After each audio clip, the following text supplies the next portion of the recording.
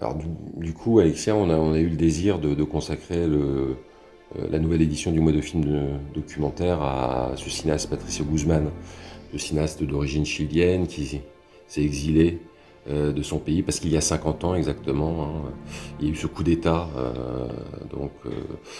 dont Pinochet reste le nom obscur.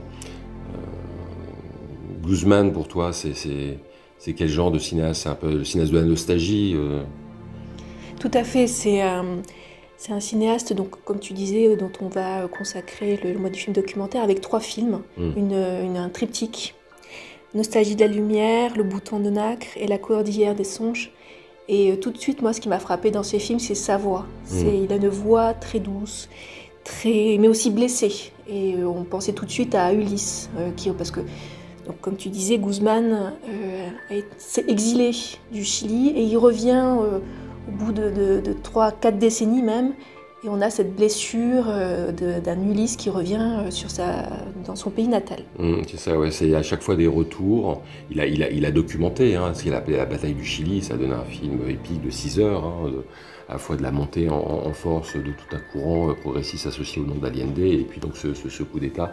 Et donc il revient pour interroger la mémoire du Chili sous tous ses aspects, sous toutes ses facettes, à la fois élémentaires et imaginaires, en convoquant d'ailleurs beaucoup de disciplines, les sciences, les arts, l'ethnographie, l'astrophysique. Par exemple, dans Nostalgie de la lumière, ce qui est très beau, c'est que le film là s'intéresse au désert d'Atacama, qui est en fait le désert qui permet le mieux d'observer les étoiles.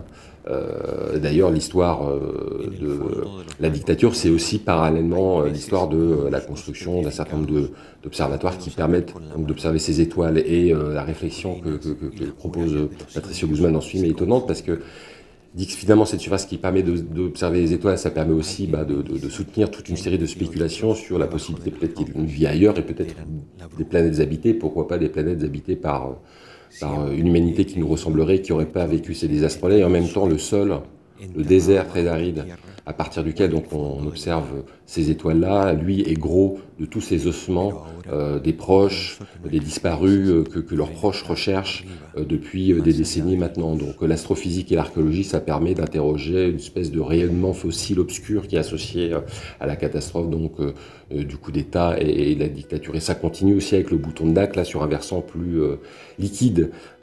Oui, oui, oui, tout à fait, et même minéral, parce qu'on a donc ce bouton de nacre qui est interrogé finalement sous 2 facettes de l'histoire du Chili.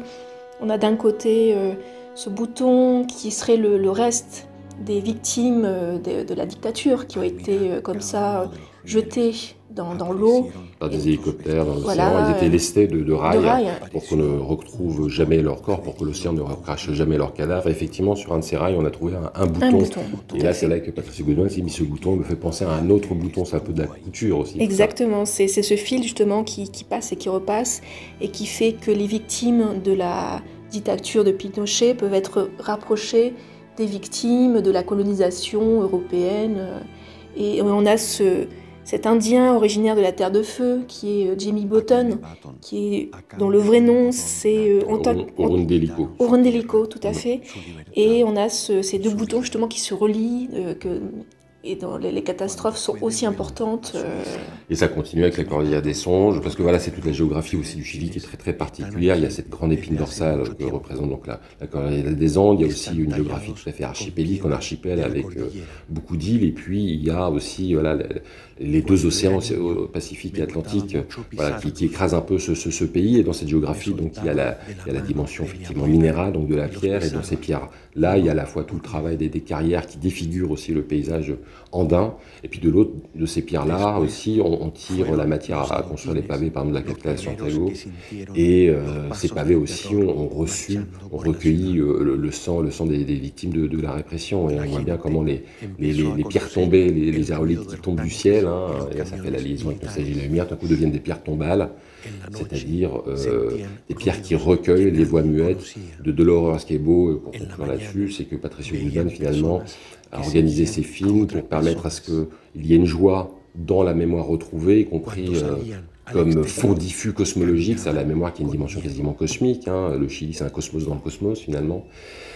et qui permettent de tempérer évidemment toute la douleur associée à la catastrophe et à plusieurs catastrophes, c'est-à-dire le coup d'État, la dictature et puis l'extermination des Amérindiens qui a précédé tout cela, dans la joie retrouvée aussi par des œuvres d'art, des témoignages, des travaux scientifiques, des créations artistiques qui sont voilà, des œuvres de pensée. Et c'est à partir de cette pensée finalement qu'on reconquiert une dignité à vivre et à se dire qu'on a un grand bonheur à revenir au Chili. Algunos de los nombres de las víctimas.